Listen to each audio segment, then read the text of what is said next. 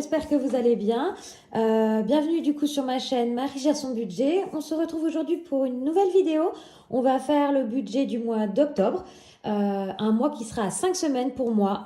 J'ai décidé de prévoir 5 semaines pour être sûre d'être bien et d'avoir assez budgété pour pouvoir terminer mon mois sans avoir de dépenses à outrance sur mon compte en utilisant ma carte de crédit. Sinon, à la fin de la vidéo aussi, je mettrai la copie d'écran du gagnant du tirage au sort. Euh, donc voilà, j'ai utilisé une application sur internet qui a attiré dans les commentaires et du coup j'ai fait une copie d'écran du résultat.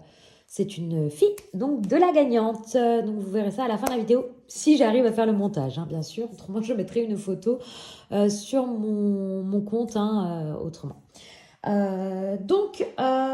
Octobre, on va faire une petite présentation avant, comme ça vous allez pouvoir vous projeter, vous comparer et voir en fait si mon budget peut correspondre aussi à ce que vous faites. Vous êtes beaucoup à vous être lancé sur septembre. Vous pouvez aller voir les vidéos de Aurélie des enveloppes dorées. Elle a fait, donc là je crois qu'elle est à 6 ou 7 vidéos qui expliquent en fait comment débuter les enveloppes budget. Donc clairement, hein, avant de commencer les enveloppes, la priorité c'est de faire son budget, hein. Donc moi je ne vais pas rentrer dans le détail, je ne vais pas expliquer comment on fait. Le plus simple, voilà, c'est juste vous checker les mois précédents, les dépenses que vous avez pu avoir et comme ça, vous savez à peu près où sont vos pôles, où vous enfin, ouais, vos pôles, les endroits en fait où vous dépensez beaucoup et voir si c'est cohérent, s'il ne faut pas renégocier certains contrats ou si vous ne dépensez pas, comme moi à l'époque, à outrance sur certains sujets comme l'événement et des petites conneries que j'ai achetées très très facilement.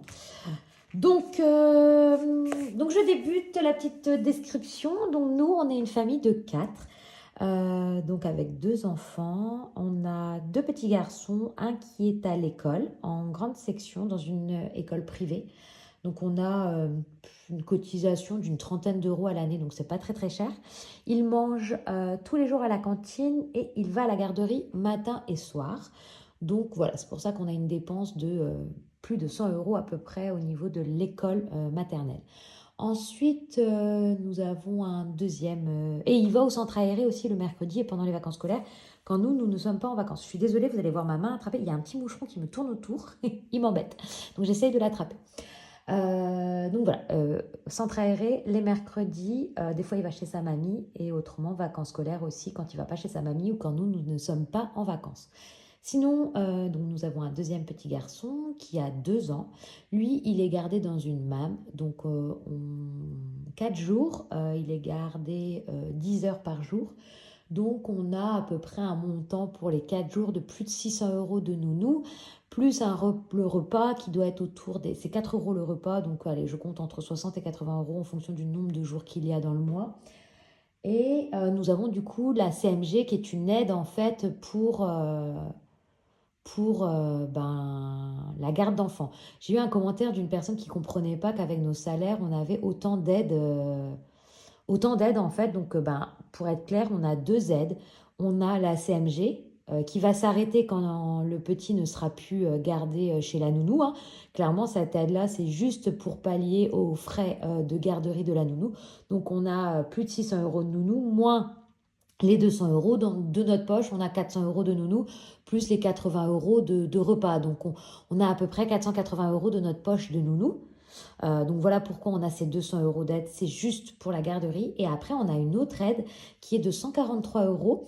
Mais il me semble qu'en France, à partir de 2 enfants, peu importe les revenus, on a un minimum une aide, c'est l'allocation familiale.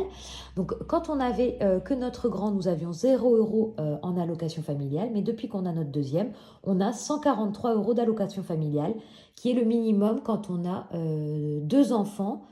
Je ne sais pas jusqu'à quel âge on a droit à ça. Il me semble que ça s'arrête peut-être aux 6 ans de l'enfant ou quelque chose comme ça. Mais nous, nos 2 enfants, en tout cas, ils ont moins de 6 ans. Donc voilà pourquoi on a cette autre aide de 143 euros. Voilà, c'est pour expliquer pour les gens qui se posaient des questions pourquoi on avait droit à des aides. Moi, je n'ai rien fait, ça s'est fait en automatique. en faisant mes déclarations à ma...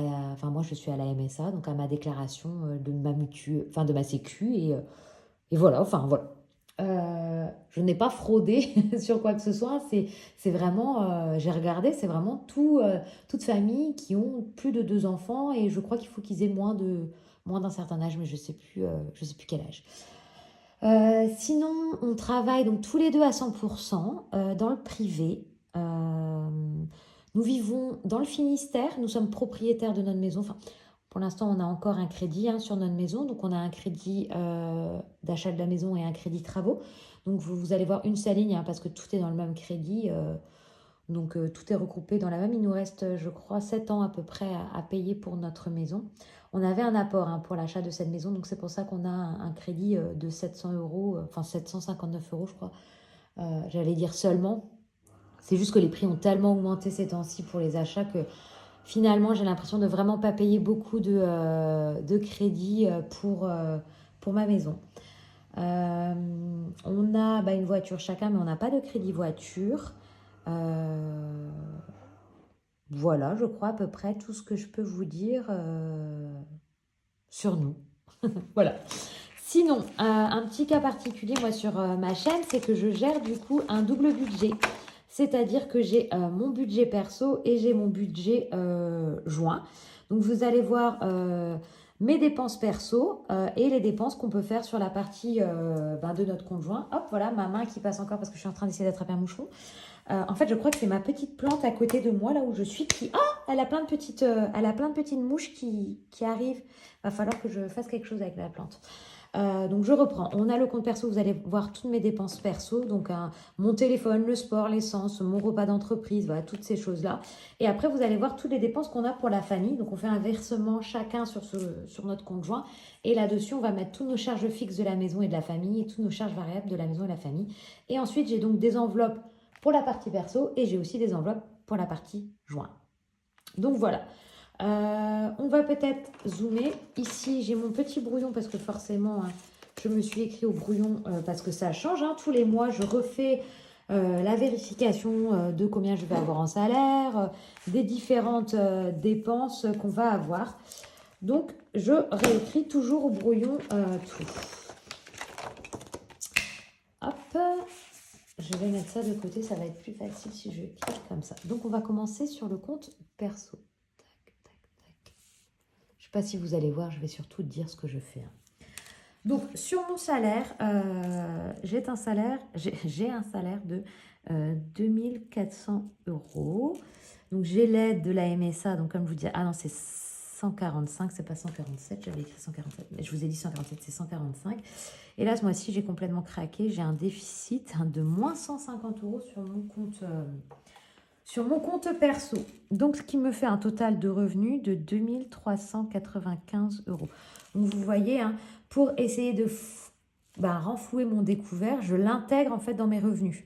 Donc, c'est quelque chose, finalement, je ne vais pas avoir les 240 plus les 145 de revenus, je vais avoir que les 2400 plutôt les 145, je vais avoir les 2395. J'ai retiré mes 150 euros de mes revenus. Ensuite, sur la partie perso, crédit dette, je n'ai rien comme crédit perso. Donc du coup, comme je vous disais, je fais un virement sur mon conjoint de 1050 euros pour ma part. Mon conjoint fait un versement un peu plus important parce que voilà, pour être à 50% chacun de la maison, on n'a pas le même montant à payer. Il a plus à payer pour la maison parce que j'avais un apport plus important. Et pareil, il a un salaire aussi plus important que moi, donc il veut mettre plus dans les charges de la maison. Ensuite, portable, 55 euros. Donc je sais que c'est énorme. Je vais changer, en fait, je vais avoir un portable pro. Je vais donc pouvoir couper mon téléphone perso que j'utilisais pour le boulot et avoir un nouveau numéro. Donc j'attends, c'est en cours. Sport, 40 euros, c'est un abonnement à la salle de sport. Weight Watcher, je n'ai plus rien. Apple, c'est mon cloud, 3 euros. J'en avais 2 là, mais en fait, j'ai tout regroupé dans le même. Ma box internet, là, c'est pareil. je vais changer quand j'aurai mon nouveau téléphone, donc 47 euros. Ensuite, je fais un virement sur mon PEL. Ça, c'est des épargnes que vous ne verrez pas. Je ne tracte pas ça. Je mets simplement 45 euros depuis quelques années sur ce PEL-là. Le PEL me servira en cas d'extrême urgence. Gros problème et que je n'ai plus d'argent de côté, je casserai mon PEL. Et ensuite, je fais des versements depuis très longtemps, en fait, que vous allez voir traquer, mais en virtuel. Donc, sur mon livret joint, je verse 50 euros. Et sur mon livret perso, je verse 100 euros. Ensuite, je vais mettre en essence 100 euros pour ce mois-ci. Et pour le Sodexo, c'est mon restaurant d'entreprise, je vais mettre 100 euros aussi. Donc ici, on est à 200 euros, c'est assez facile. Et par contre, pour l'autre côté, on est à combien? 1050 plus 55 plus 40 plus 3 plus 47. Non, plus 7, j'ai mis, donc plus 40, plus 45, plus 50, plus 100. 1390. Je refais pour être sûr. 1050 plus 55 plus 40 plus 3 plus 47 plus 45 plus 50 plus 100. 1390, c'est bien le cas. C'est bien ce que j'avais calculé. Donc ce qui fait, pour savoir combien il me reste à mettre dans mes enveloppes et combien il me reste à épargner, je fais les, hop, ici, 2395, mes revenus, moins mes charges fixes, moins mes charges variables. Donc, avant les enveloppes, il me reste, je vais noter là, 805 euros. Dans les enveloppes perso, du coup, j'ai une enveloppe pour les loisirs. Je mets 40 euros toutes les semaines pour mes enveloppes loisirs. Donc, ce qui fait 5 x 4, 4 x 5, oui, 20. Donc, on est à 200 euros sur le mois. Et je fais une enveloppe imprévue de 10 euros qui sert à combler si je n'ai pas assez dans mon enveloppe loisir ou dans une autre enveloppe. Soit je ne mets plus rien parce que je ne fais plus mes ongles. Donc, je suis du coup à une dépense dans mes enveloppes perso de 250 euros. Donc, si je prends ici, je mets enveloppe 250, ce qui fait qu'il me reste 805 moins les 250, il me reste 555. Ensuite, moi, je ne fais pas le budget base 0. J'aime qu'il me reste des sous sur ma CB. Donc là, sur les 550, je vais mettre 150 euros de CB. Il va me rester du coup 405 euros. Et donc, dans mes épargnes, je vais mettre 400 euros. Et il restera un delta de 5 euros sur mon compte perso. Voilà pour la partie perso. Maintenant, on va passer à la partie conjoint. Donc, si je fais un versement de mon compte sur le compte joint, vous imaginez bien qu'en revenu, on a bien les 1050 euros qui apparaissent ici. Mon chéri fait un virement, lui, de 1700 et nous avons donc une aide de la MSA pour, du coup, c'est cette aide-là, c'est la CMG pour la garderie de 200 euros. Et en M-1, clairement, il me reste beaucoup d'argent sur mon compte. Mais,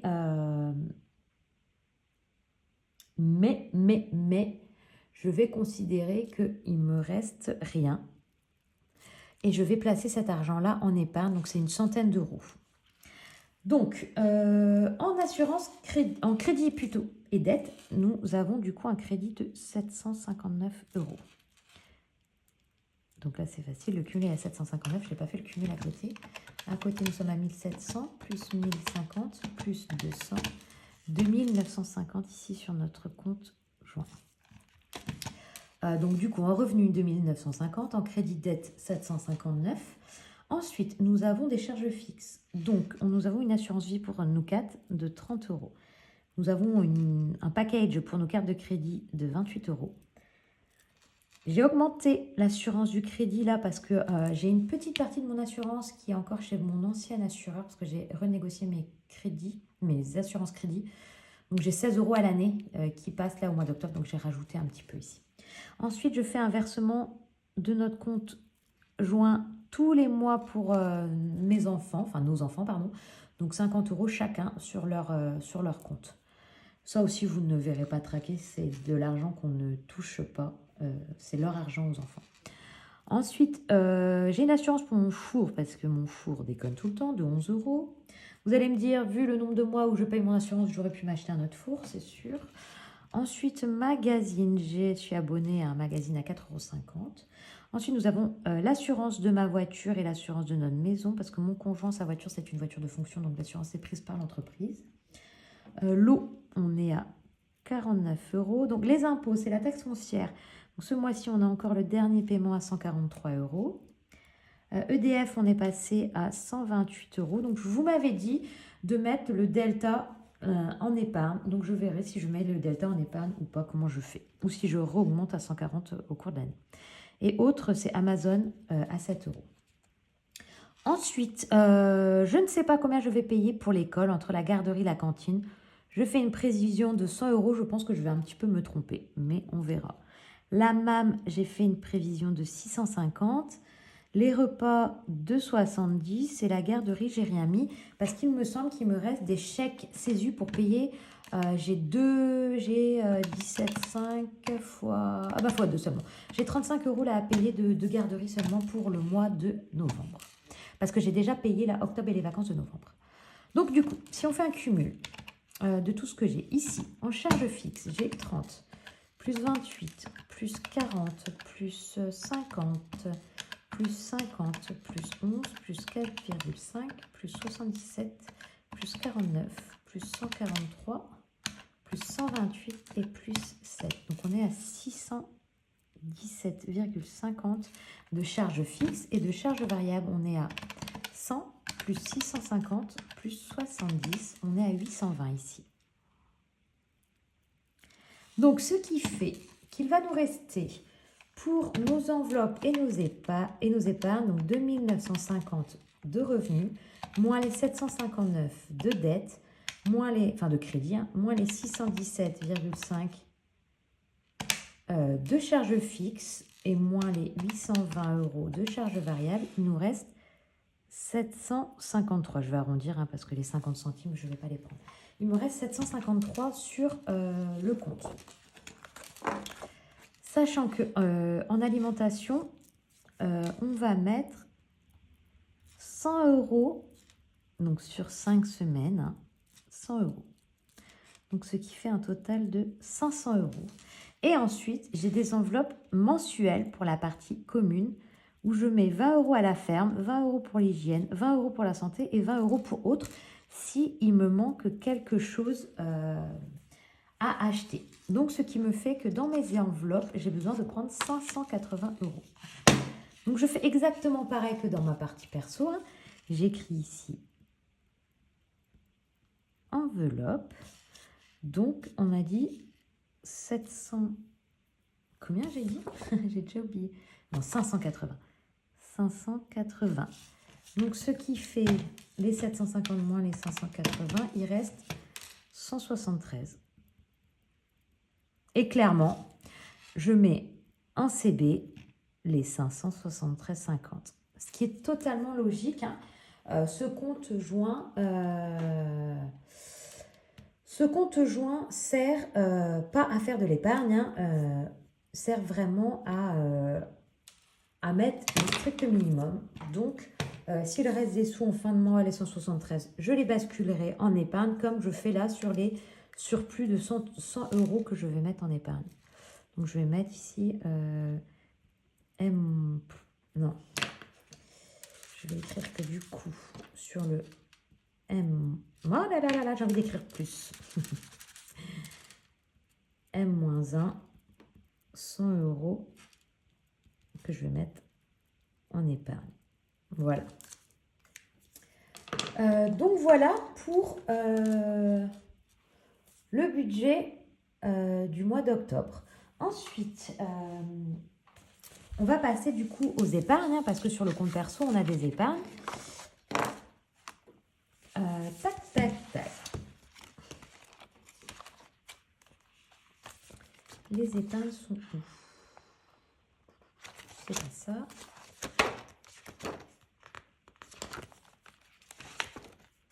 C'est ici. Alors, pareil, hein, je continue à tracer sur mon brouillon. Est-ce que ça va être assez clair? Donc, que je vous explique. Sur ma partie perso, j'ai donc écrit qu'il me restait 400 € ici à mettre en épargne. Mais je vous ai dit dans mes charges fixes que je mettais 100 € aussi en épargne sur mon livret perso. Ce qui fait que j'ai du coup 500 € à mettre en épargne sur la partie d'octobre. Je mets des épargnes en virtuel et je mets des épargnes en liquide. Donc, ce que j'écris en marron, c'est mon virtuel. Ce que j'écris en noir, c'est mon liquide. Donc, en épargne numéro 1, est-ce que je vais dézoomer? Je suis désolée parce que sinon vous n'allez pas tout voir. Donc, je mets les 500 €. En épargne numéro 1, c'est mon fonds d'urgence. Je mets 100 € dessus parce que je suis tombée encore à 100 € seulement. Donc, je veux le renflouer. L'idée, c'est que ce fonds d'urgence-là, il augmente et que j'arrive à 1000 €. C'est mon objectif. Vacances, je mets aussi 100 € parce que c'est quelque chose qui est très important pour nous, les vacances. Donc, je mets 100 €. Ensuite, je vais mettre pour la première fois de l'épargne dans maison. Je vais mettre en virtuel, je pense plutôt. Parce que comme je vous l'ai dit, non, je ne vous l'ai pas dit, je pense. Je vais faire des travaux, en fait, sûrement dans ma maison. Donc, il va falloir que je commence à mettre de l'argent dans cette épargne. Donc, je mets 50 €. On ne voit pas que c'est 50, hein. J'écris pas très bien, je suis désolée. 50 €. Donc, moins 50. Ensuite, Noël. Noël, c'est quand même l'épargne assez importante là, actuellement. Donc, je vais mettre 60 € dans Noël. Ensuite, dans mes petits plaisirs, en famille, je ne vais rien mettre. Je suis arrivée à 100 €. Je trouve que c'est déjà pas mal. En amoureux, je vais arrondir à 100 €. Donc, je vais mettre 20 €. Entre amis, je vais arrondir à 50. Donc, je mets 20 €. Shopping, je fais beaucoup de dépenses de shopping. Donc, je mets 50 € parce que je pense qu'on va devoir acheter des bonnets, toutes ces choses-là pour les petits. Bah, attendez, j'ai pas suivi. Moins 20, moins 20. Moins 50, voilà. Il me reste 100 € à placer. Donc là, je vais clairement mettre dans beauté 70 € et dans le cadeau de mon petit frère et de ma belle-sœur, je vais mettre 30 € pour arrondir à 150, il me semble. Donc si je fais le calcul, moins 70 et moins 30, je tombe bien à 0. Donc on va tout recalculer pour voir si je suis bien. Noël, je mets 60. En amoureux, je mets 20. Entre amis, je mets 20. Shopping, je mets 50. Beauté, je mets 70. PJ, je mets 30. Fonds d'urgence, je mets 100. Vacances, je mets 100. Et maison, je mets 50. On est bien arrivé aux 500 €. Donc, j'ai 250 € top en virtuel et 250 € en cash. Voilà. Ensuite, je fais un virement de 50 € sur mon livret joint et mon chéri fait un virement de 150 € sur mon livret joint. C'est donc des épargnes pour nos livrets, enfin pour notre partie joint. Donc sur ces 200 €, on va mettre 100 € dans la chaudière et 100 € dans la garderie. Donc là, c'est le compte joint ici. Donc, je rajoute ici 200 €, d'accord? Donc, j'ai 200 € sur la partie joint, 250 € sur la partie perso, 250 € sur la partie perso. Voilà, cet argent-là, je le placerai au remplissage au début de mois. Là, c'est le prévisionnel.